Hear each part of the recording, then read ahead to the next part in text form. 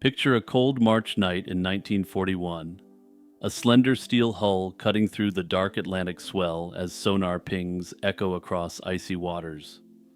On board, Commander Gunther Prien and his crew of U-47 were still riding high on the fame of their near-legendary raid on Scapa Flow in 1939. Yet in the span of a few hours, that same submarine would slip into the depths and into legend, leaving no survivors, no wreckage, and one of World War II's most haunting maritime mysteries. U-47 was a Type 7B U-boat commissioned into Germany's Kriegsmarine in December 1938. When war broke out in 1939, Prien and his crew embarked on their first wartime patrols, soon making history. In the early hours of October 14th, 1939, U-47 penetrated the British Royal Navy's main anchorage at Scapa Flow in Scotland, a feat considered nearly impossible at the time. The crew torpedoed the battleship HMS Royal Oak at anchor. The surprise attack sent the aging battleship to the bottom in minutes. News of this stunning event reverberated through Germany, Britain, and the entire world. For the German Navy, the sinking of Royal Oak was eagerly seized upon to tout the prowess of their U-boat strategy against the powerful Royal Navy. Prien instantly became a national hero, and the U-47 crew was invited to Berlin for a celebratory reception.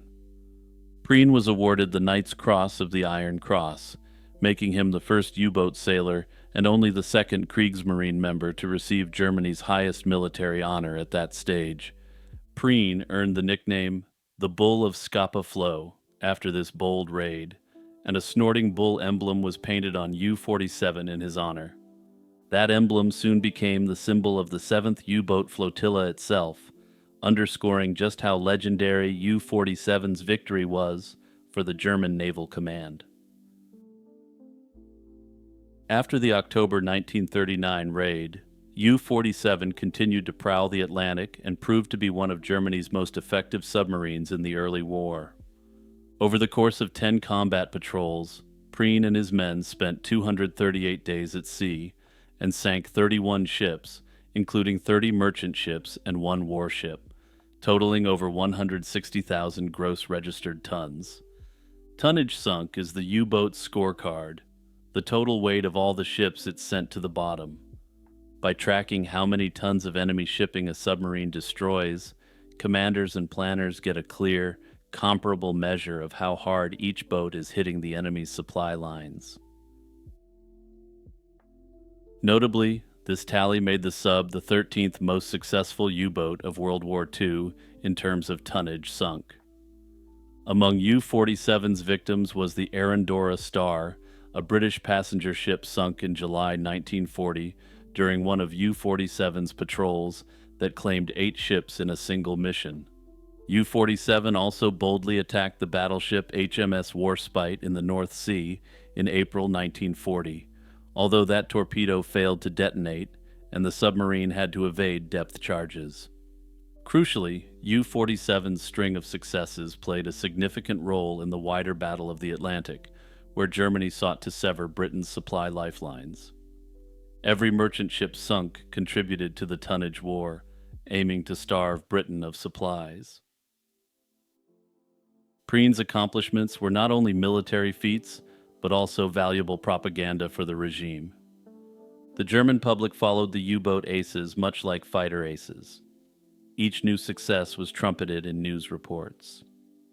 By early 1941, U-47 had become a symbol of German naval success against the much more conventionally superior Royal Navy. The achievement of the crew buoyed German confidence that U-boats could turn the tide of the war, which made what happened next all the more impactful. In February 1941, U-47 prepared to sail on what would be its 10th and final combat patrol. The strategic situation had evolved since U-47's early exploits. Germany now had U-boat bases on the Atlantic coast of occupied France, particularly in Lorient and Brittany, allowing submarines to strike the North Atlantic convoy routes more easily. While the Germans were better positioned, Allied convoys were much better defended than in 1939. Prien and his crew departed Lorient on the 20th of February 1941, leading U-47 back into the North Atlantic fray. At this point, he was a veteran commander, and his crew was experienced and battle-hardened. U-47's final mission took it into the North Atlantic, south of Iceland, to intercept outbound British convoys. In early March, Prien was operating in concert with several other U-boats as they hunted a westbound convoy. On the 6th to 7th of March 1941, U-47 made contact with a convoy and began attacks under cover of darkness. Prien launched torpedoes at the convoy ships, scoring at least one successful hit. On March 7th, Prien lived out the wildest fantasy of Sea Shepherd activists and torpedoed a large whale factory ship of over 20,000 tons, crippling the vessel permanently. The convoy's escorts, which included the British destroyers HMS Wolverine and HMS Verity, along with two corvettes, HMS Camellia and HMS Arbutus, reacted swiftly to the threat. Just after midnight, going into March 8th, the British escorts began a fierce counterattack. What follows next is the official story, as it was believed by the Admiralty at the time. For the next several hours, they played a deadly cat-and-mouse game with the lurking U-boat. According to Royal Navy reports, Wolverine and Verity took turns using their sonar to track a submarine and launched patterns of depth charges into the icy waters. The chase went on for about 5 hours, well into the pre-dawn of March 8th. At one point, around 5 a.m., U-47 was apparently forced to surface, or came shallow enough for lookouts on Wolverine to glimpse it briefly before it submerged again. The destroyers boxed the U-boat in, dropping dozens of depth charges. Suddenly, a powerful explosion was noted beneath the surface, sending an orange-red glow into the depths that was visible from the escorts above. After that, there was only silence, and the British believed they had finally destroyed Prien's submarine and avenged the October 1939 attack on Scapa Flow. Back in Germany, however, U-47's fate was still unknown that morning. The last radio message from Prien had been received at around 5 a.m. on the 7th of March, a full 24 hours before the disappearance. When U-47 then failed to report its position or return to port, it was quietly noted to be missing. Germany was slow to acknowledge the loss of one of its most celebrated heroes. In fact, the authorities kept Prien's disappearance secret for as long as possible, over 2 months, to avoid a hit to public morale. Meanwhile, in Britain, officials strongly suspected Prien had been eliminated based upon the reports of the Wolverine and the Verity. Prime Minister Winston Churchill even announced to Parliament that Prien was presumed dead. British propagandists taunted German radio listeners with the repeated question, "Where is Prien?" By late May 1941, the German High Command could no longer hide the obvious. The Bull of Scapa Flow was gone. On May 23rd, they reluctantly informed the nation that U-47 was missing and presumed lost. From the moment Prien and company failed to return, questions arose as to what exactly happened in that dark March night. At the time, the Royal Navy credited HMS Wolverine with the victory. British reports of the convoy battle describe Wolverine and Verity's coordinated depth charge attack and the sighting of a submarine's destruction. This led the Admiralty to conclude that U-47 had been sunk by these escorts west of Ireland. This version of events became the widely accepted story during and immediately after the war, that Prien had fallen victim to the convoy's escorts after a prolonged hunt.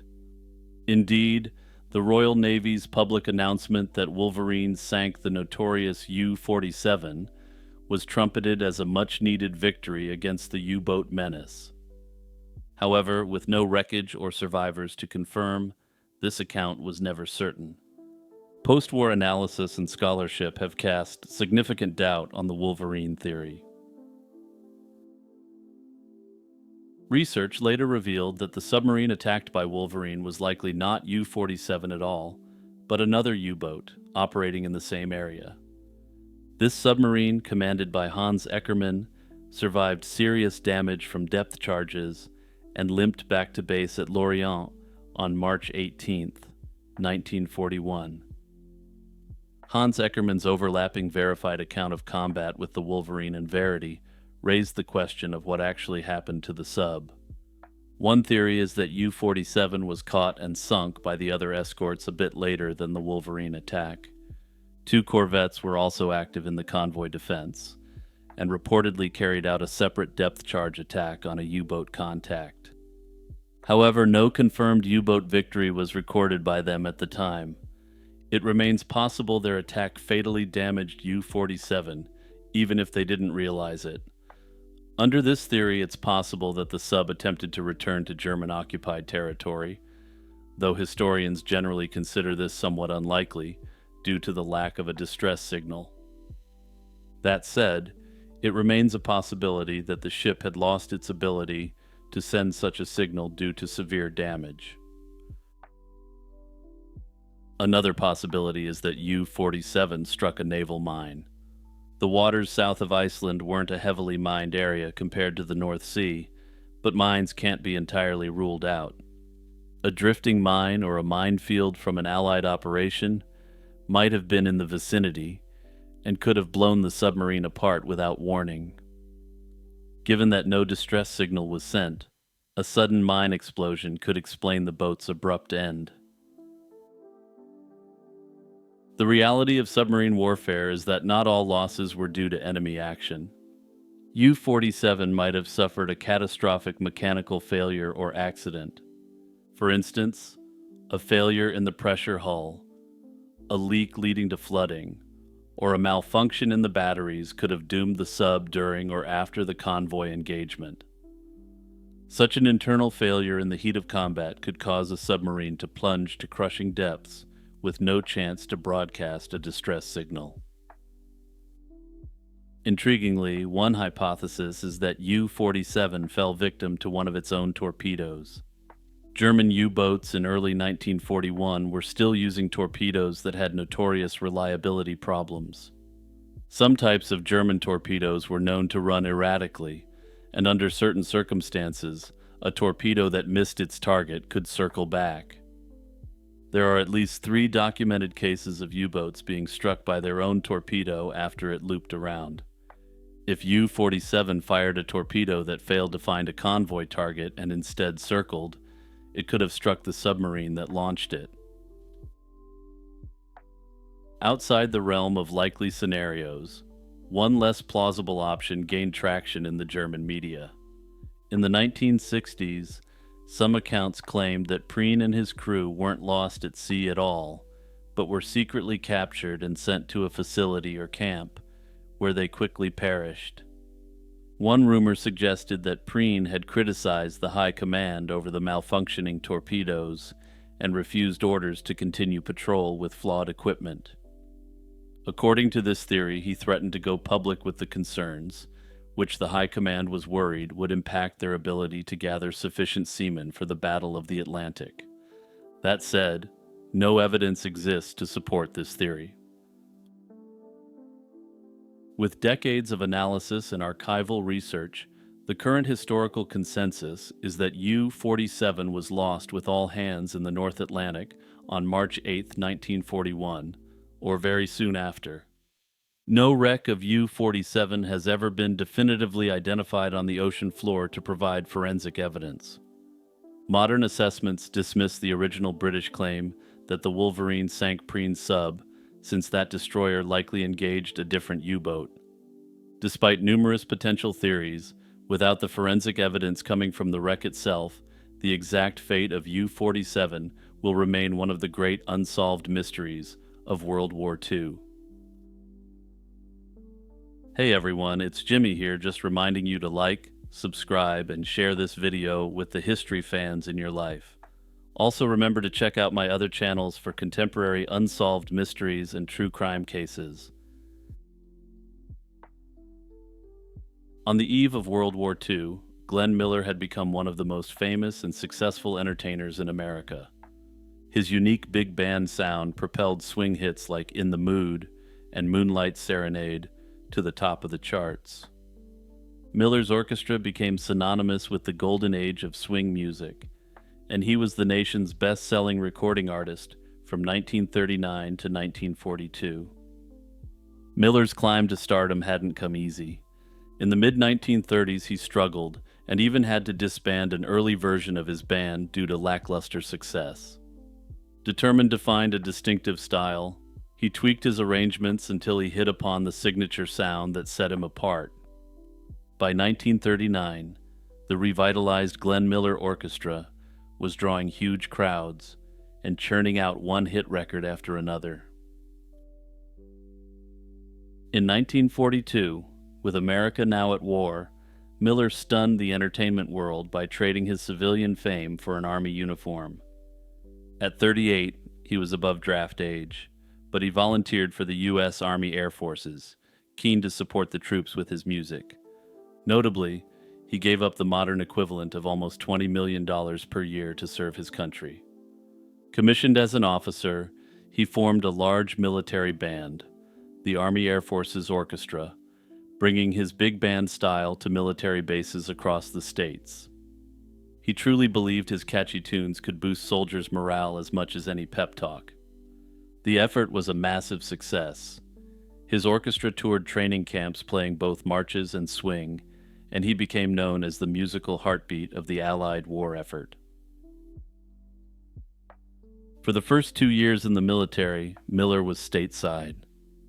However, in mid-1944, Miller took his band overseas to England, arriving shortly after the D-Day invasion. London was still under bombardment, so the group set up operations in a safer location north of the city and began performing for Allied forces. They played live concerts at airfields for thousands of servicemen and broadcast regular radio programs over the BBC and military networks. Troops and civilians alike tuned in to hear Miller's swinging renditions of favorite songs.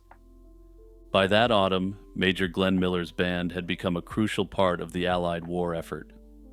Notably, they even recorded special programs for a German audience to undermine enemy morale with the allure of his fresh, popular American sound. As Allied armies liberated France in late 1944, Miller was eager to bring his music to newly freed Paris. His superiors agreed that moving the band to the continent would further uplift the troops. To prepare, Miller and his musicians recorded many hours of shows in advance to cover their absence from British radio. By December 1944, plans were set for the band's move. Miller was slated to fly ahead to Paris to arrange venues for his orchestra and to be ready for a big Christmas concert for the soldiers. On December 15, 1944, Miller set off on that journey to Paris, a trip from which he would never return. Bad winter weather had interrupted air travel, canceling the official transport he was supposed to take. Determined to get to Paris in time, Miller hitched a ride on a small army plane that his friend Norman Bazell had arranged. Shortly before 2 p.m., Miller, Bazell, and pilot flight officer John Morgan took off in a single-engine UC-64 Norseman from an airfield in southern England. They flew out in cold, foggy conditions, staying low under the clouds. Miller, known to be a bit nervous about flying, reportedly even joked with the ground crew about needing a parachute before takeoff. But once that plane disappeared into the December mist, it was never seen again, unless the story of one British airman is to be believed. It took days for any degree of clarity to emerge. When Miller's band members arrived in Paris on a separate flight and their leader wasn't there to meet them, alarm bells rang. Military officials initially had no record of Miller's flight since it wasn't an authorized transport, causing confusion. By December 23rd, the Army Air Forces realized Miller's plane was missing, and on Christmas Eve, the shocking news was released. Major Glenn Miller was presumed lost over the English Channel. The announcement stunned the public and the military alike. The man behind America's wartime soundtrack had vanished without a trace. In the wake of Miller's disappearance, the U.S. military launched an investigation. By early January 1945, an official report concluded that the most likely cause was a tragic accident. The theory was that a combination of bad weather and mechanical failure brought the plane down. The Norseman's engine was prone to icing and freezing fog, which could have cut out the engine mid-flight. At the same time, the pilot was flying blind in dense cloud cover. If the engine failed or the aircraft iced up, they would have had virtually no chance to recover. In short, the Army found no evidence of enemy action or foul play, and that it appeared that Miller's plane simply succumbed to the elements and went into the sea. Still, the lack of definitive proof left room for other theories. The most famous alternative explanation is the friendly fire theory.